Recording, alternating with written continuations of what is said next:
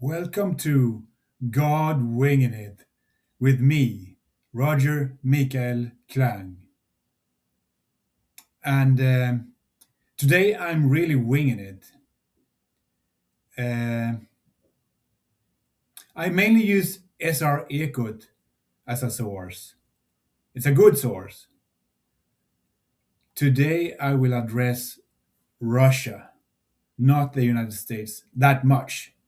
I mean, half of the program is going to be about Russia, or the show. I read a book, or a comic book actually, called Putin's Russia. It's a comic book about Putin's way to power. I saw it was a mirror image here on the screen, but apparently so am I.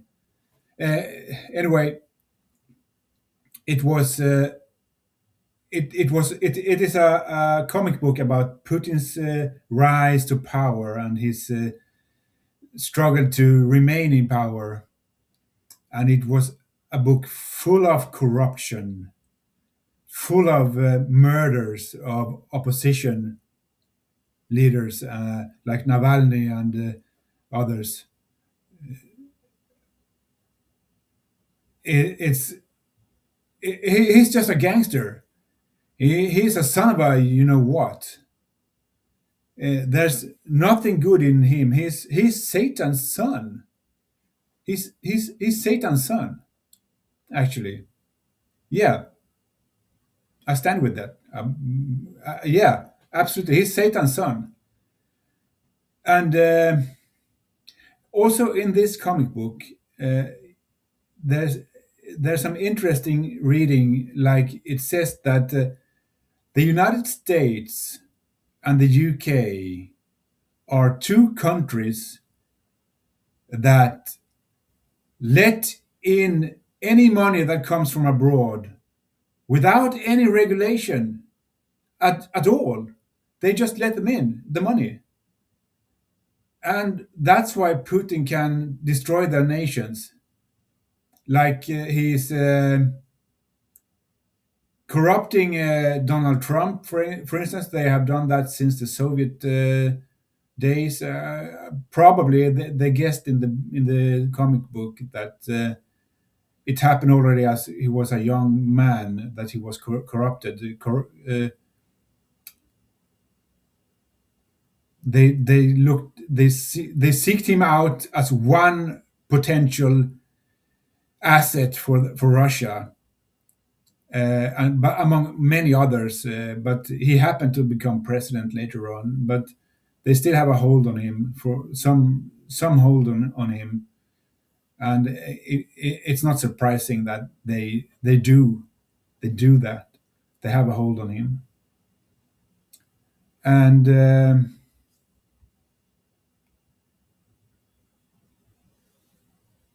Russia has begun their spring offensive. Uh, they say that they have taken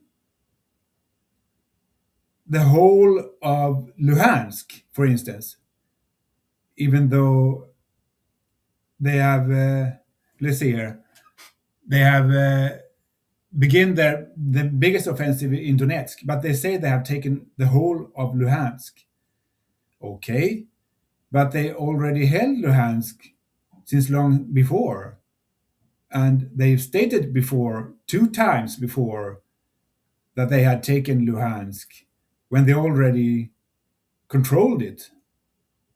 So it shows how weak they are, how they're losing the war. They're actually has-beens, have-beens. They're not anything to count on any longer, I think. Anyway, Artemis 2, the manned moon flight, the first in over 50 years. I think it's the seventh or eighth or something like that, seventh manned space moon landing since Apollo 11, Apollo 9, I think it was. in 1969, and this one is 50 years after that, after the last moon landing in 70 something. And I think that Donald Trump is going to be very, very itchy to put an American flag on the moon and proclaim the moon as the United States property. And he will also be very, very itchy to put his name, Donald J. Trump or something, on the flag or on a flag on the moon. A proof that he is the owner of the moon, he and the United States. He's going to be very itchy for that. So count on that. Also, the United Kingdom's foreign minister Yvette Copper led a meeting with 40 countries, excepted the United States. They weren't there. 40 countries, and she said this. So countries across the world being impacted, and that's why we're so determined to see every possible diplomatic, economic, and coordinated measure to get the straits reopened. Okay, so they have really put their mouth where their foot are, so to speak, their mouth where their foot are is, and they they are they are Batman's Robin, really. That's all they are. The United States ass wiper. I I think they have really made a mistake here.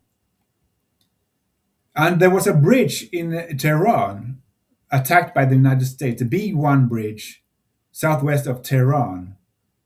It's the Middle East highest bridge, and it was destroyed, according to USA President Donald Trump. According to the governor in the region, 8 people were killed and 95 wounded in the attack. On a social media platform, or on social media platforms, the President of the United States, Donald Trump, says that much more is coming or are coming. It's time for Iran to make a deal before it's too late. And this is very counterproductive. The Iranian regime is going to be the winner of this because of this statement, not the United States. He's so counterproductive. He's so stupid, that man, that it's baffling. It baffles me how stupid a leader of the free world can be. And he's not the leader of the free world any longer.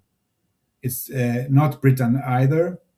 It's France, Germany, Scandinavia, Poland. They're the only ones left. It's no one else that can lead the world. China can't lead the world. They're just out to control it.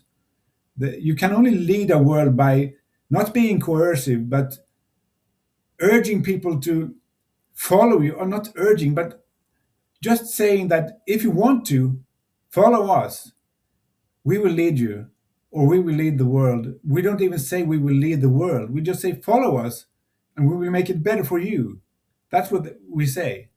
And that's what the United States used to say, and that's why people wanted to follow them. Some people, anyway, not all the people of the world, of course. Not Russia, not Africa, much of Africa, and well, it's well. That's my 2 cents. Roger and out.